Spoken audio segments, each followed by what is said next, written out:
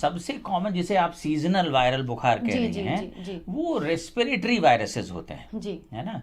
अब कुछ वायरसेस ऐसे हैं जो पूरे शरीर को हमला करते हैं। आपने देखा स्मॉल पॉक्स होता था, चिकन पॉक्स होता है, मीजल्स होता है ना, इन्फ्लुएंजा होता है, तो वो पूरे शरीर में दाने निकल आते हैं उसके। रूबेला होता है ना।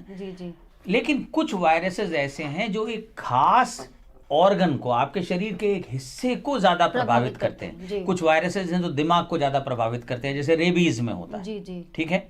कुछ आपके एंटेरोवायरसेस हैं, वो भी दिमाग को बहुत प्रभावित करते हैं। हर्पीज सिंप्लेक्स वायरस है, वो दिमाग को प्रभावित करता है। चिकन पॉक्स करता है, तो कुछ दिमाग को करते हैं। इसी ढंग से कुछ हमारे श्वसन तंत्र को ज्यादा प्रभावित करते हैं, सांस की नलियों को।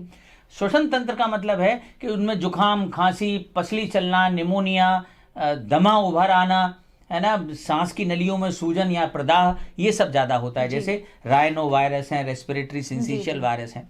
कुछ ऐसे होते हैं जो जिगर को ज्यादा अटैक करते हैं। कुछ हमारी लिम्फ ग्लैंड्स को, ग्रंथियों को ज्यादा प्रभावित करते हैं। कुछ ऐसे होते हैं जो हमारी आंतों को ज्यादा हमला करते हैं। कुछ ऐसे हैं जो कैंसर निर्मित करने के लिए रिस्पॉन्सिबल हैं। कुछ ऐसे हैं जो हमारे इम्यूनोलॉजिकल सिस्टम पे हमला करते हैं। तो वायरस अलग अलग प्रकार के हैं, लेकिन जिस वायरल बुखार की चर्चा आम फहम है, जिसको सामान्य लोग वायरल समझते हैं, वो बेसिकली रेस्पिरेटरी वायरस होता है। तो ये जो वायरसेस हैं, ये छींकने से, खांसने से, जो बोलने से, जो हमारे मुंह के साथ में, सांस के साथ में जो ड्रॉपलेट्स निकलती हैं, आप कभी शीशे पे ऐसे फूंक के देखिए तो आपको लगेगा कि हाँ, इससे वाष्प निकलती है। तो इस वाष्प के साथ हमारे चारों ओर ब्रॉडकास्ट हो जाते हैं, प्रसारित हो जाते हैं। ठीक, जैसे ही ये प्रसारित होते हैं तो वो हवा में तैर रहे हैं।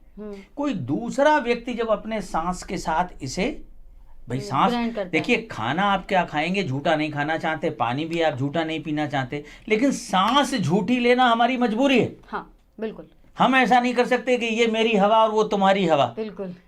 तो जो भी सांस हम लेते हैं, अगर उसके अंदर ये वायरल पार्टिकल्स हैं तो हमारे शरीर में जाएंगे। जी। जब शरीर में पहुंचेंगे, शरीर का जो डिफेंस मैकेनिज्म उनसे झगड़ा करेगा। बिल्कुल। या तो वो प्रवेश कर पाएंगे या नहीं कर पाएंगे। अगर कर जाएंगे तो आप बीमार हो जाएंगे जी। यानी शरीर के ऊपर अगर वो हावी हो गए तो जी।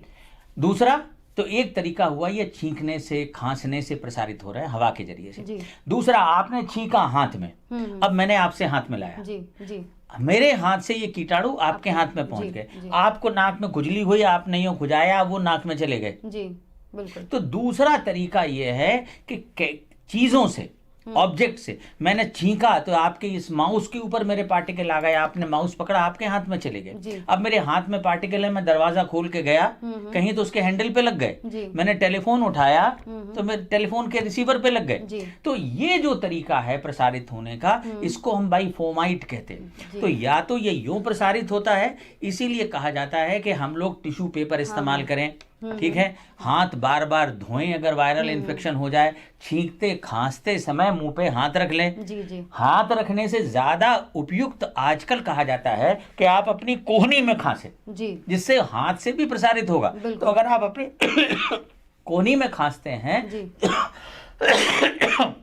तो हम दूसरे तक ये नहीं पहुंचाते, ठीक है। तो एक तरीका ये है, दूसरा छींकने खांसने से ड्रॉपलेट इन्फेक्शंस के जरिए से प्रसारित होता है।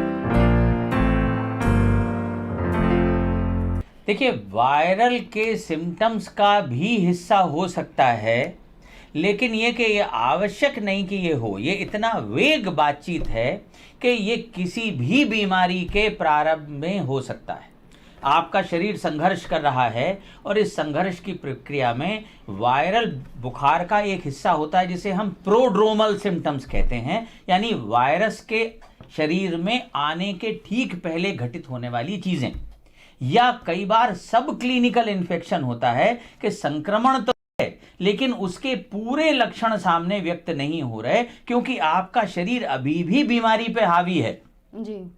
तो वो चीज है, लो इंटेंसिटी फाइट चल रही है, तो वो इसका हिस्सा हो सकता है। क्योंकि मामला सिर्फ 6-7 दिन से है, इसलिए मुझे लग नहीं रहा कि कोई बहुत परेशानी की बात है। लेकिन अगर यही चीज किसी को बहुत लंबे अरसे से चल रही हो, महीना, 2 महीना, 3 महीना, साल भर से, तो फिर मुझे ये कहना होगा कि जिस काम के लिए नींद बनी है यानी आपने जो अव्यवस्था दिन भर काम करके अपने अंदर निर्मित की है, अपने रासायनिक या उपापचय में, मेटाबॉलिज्म में, उसको दोबारा व्यवस्थित करने का काम नींद करती है। तो नींद अपना काम ठीक से नहीं कर पा रही है। हमें देखना होगा कि नींद के साथ में ये खलल क्यों आ रहा है।